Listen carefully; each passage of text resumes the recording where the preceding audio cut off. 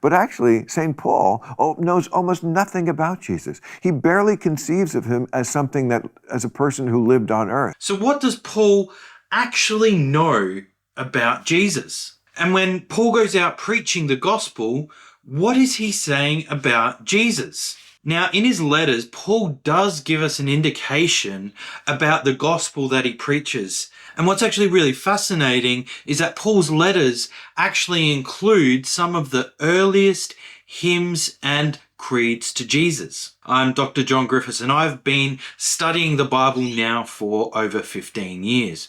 And in this video, I want to show you how misguided Bill Maher's views about Paul and Jesus actually are, while also showing you where to find these early hymns and creeds to Jesus. So let's dig in. Paul comes before the gospel writers. He's writing around the year 50.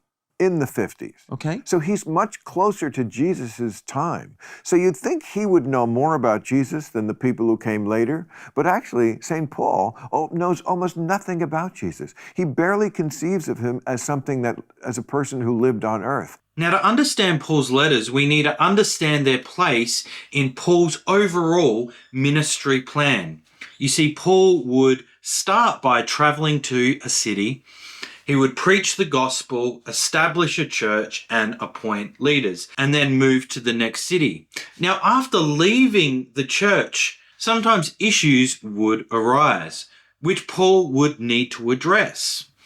But sometimes Paul can't go to that church physically because, say, for instance, he's in prison. Therefore, Paul would write a letter to that church addressing that particular issue. So Bill Maher here is making a category error.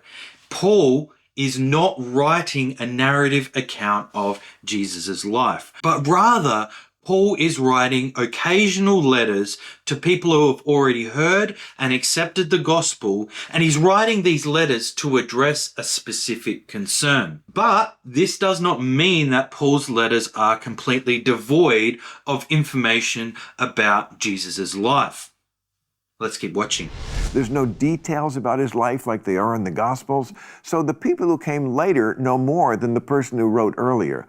Just some food for thought. Now, contrary to Bill Maher here, there are some places in his letters where he does give us a glimpse into the gospel that he preached. For example, in Romans 1, Paul states that Jesus was a descendant of David, empowered by the Spirit according to the Scriptures. Or in 1 Corinthians 15, Paul states that his gospel was Christ died, was buried, and was raised again according to the Scriptures.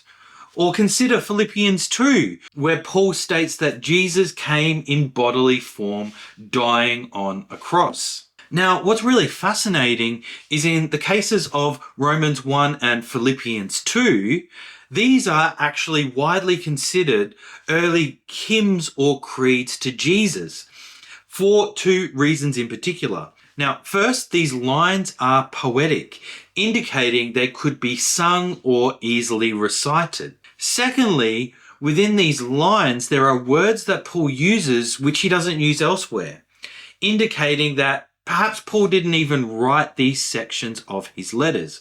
Rather, he's citing common creeds or hymns that the early Christians would have sung. So Bill here is misguided in saying that Paul is somehow different to the Gospels. Rather, what we see is that Paul's Gospel is based upon the earliest hymns and creeds to Jesus. Now, all of this points back to Jesus' life and death as the locus point for the first Christians.